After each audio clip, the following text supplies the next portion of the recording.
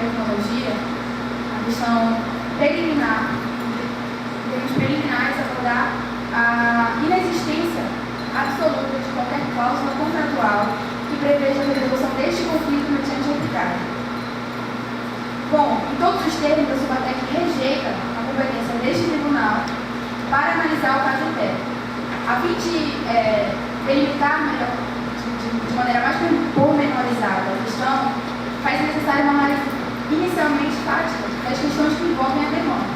Bom, demandante e demandada celebraram de fato dois contratos, dois instrumentos de acordo, dois pactos diversos, em ocasiões diversas, versando sobre objetos totalmente diversos. O primeiro objeto de negociação entre o fundo e Subatec consta do anexo 1, a página 6, caso os senhores árbitros queiram acompanhar. O primeiro documento trata-se do memorando de entendimentos e outras avanças, através do qual o fundo pretendia estabeleceu premissas de uma potencial negociação de investimento que seria realizada no prazo de 12 meses, a partir desta celebração.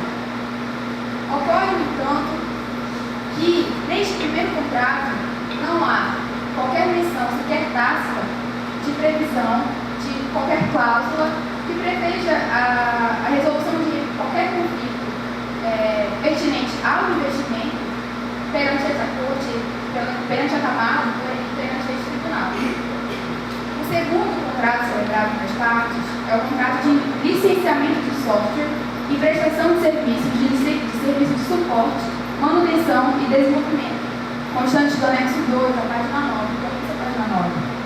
Bom, este segundo contrato realmente contém uma cláusula de previsão de resolução de conflitos perante a arbitragem.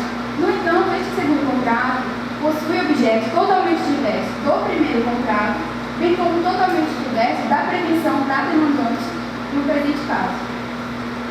Mas, doutora, essa cláusula 11ª, não parece, pela sua redação, se limitar exclusivamente a esse contrato. Né? Aquela redação tradicional, as partes concordam e submeteram para as controvérsias decorrentes deste contrato, não resolvido amigavelmente a arbitragem, parece que foi suprimido. Então, esse tribunal deve interpretar a ausência dessa frase comum como uma autorização de permitir a jurisdição, inclusive em relação a contratos anteriores? De nenhuma forma.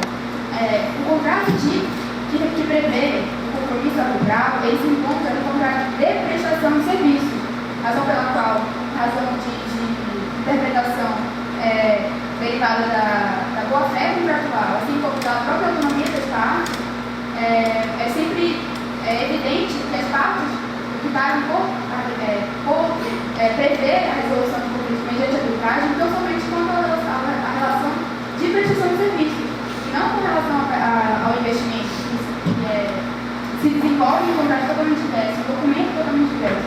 Doutora, só até complementando o questionamento feito pelo presidente, a senhora firma a contrariedade em relação à hipótese de que essa abrangência da cláusula buscasse afetar litígios provenientes de outras relações jurídicas que não fossem a do contrato de prestação propriamente dita. Eu reforço essa hipótese, já que, no primeiro momento, ao menos, na análise dos dois contratos, é possível vislumbrar uma relação entre eles, uma continuação, ou ao menos um ponto de contato. Ambos versam a respeito do help, eu acho que isso é um fato, não é uma conjectura.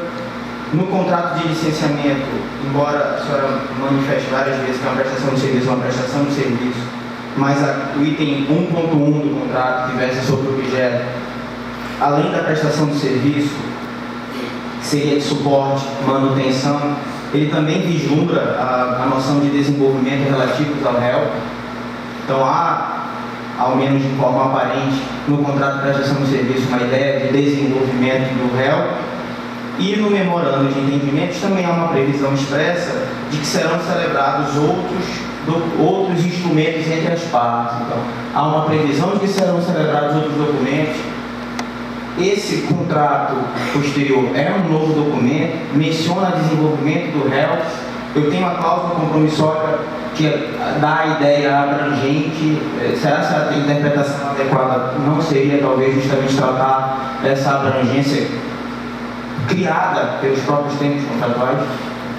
A Subatec reconhece a existência de previsão de futuros contratos a serem celebrados durante a negociação constante do novo, prevista no memorando de entendimento. Ocorre que não se trata do caso do contrato de prestação de serviços, que apesar de conter na cláusula primeira a previsão de que a Subatec prestaria serviços de suporte, manutenção e desenvolvimento, a menção ao desenvolvimento reflete ao fato de que o programa REL, a época da contratação, ainda se tratava de uma versão protótipo.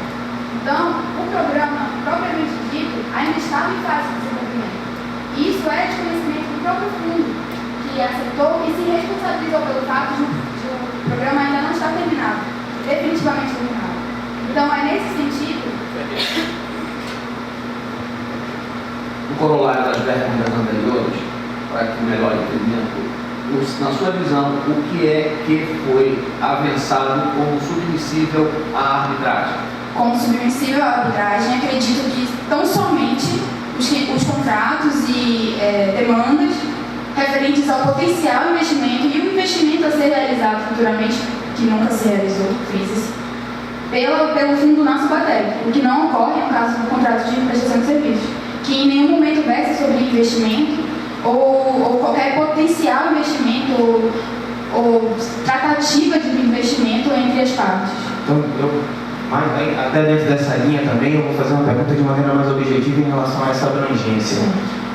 A discussão de fundo dessa demanda versa a respeito de investimentos, e aí no seu argumento ficaria muito claro que está no memorando de entendimento que não tem a cláusula, mas versa também de uma coautoria a partir desse desenvolvimento, que seria uma função, uma versão beta e que teria sido desenvolvida para melhorar. Foi a explicação que a senhora deu da cláusula 1.1 do contrato de prestação de serviço. Então, ao menos a coautoria, a partir de uma premissa construída pela senhora, ao menos a discussão contra a coautoria não estaria abarcada pela cláusula? De forma nenhuma. Quando eu me referi ao desenvolvimento do HELP, eu me referi ao desenvolvimento pela Subatec do seu próprio programa. Em nenhum momento eu fiz menção, quis fazer menção pelo menos, ao fato de o fundo, como ele alega, ter a coautoria do programa. No caso em questão, era a própria Subatec quem estava em desenvolvimento de um programa, que era o principal projeto dela.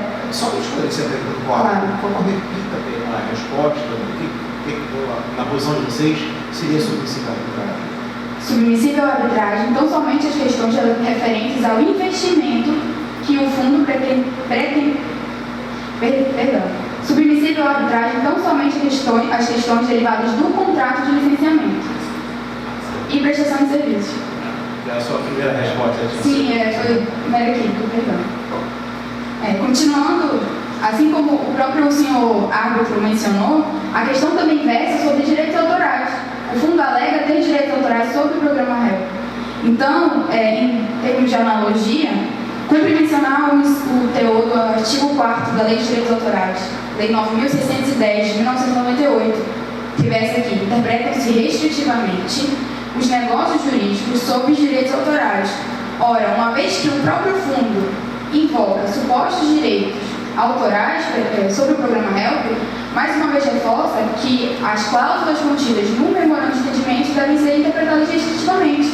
Então, uma vez inexistindo no memorando qualquer menção, sequer tácita, a resolução mediante arbitragem, não se pode convir que o fundo se utilize de cláusula diversa, de contrato diverso, que prevê objeto diverso, para a resolução de conflitos que devem ser analisados restritivamente.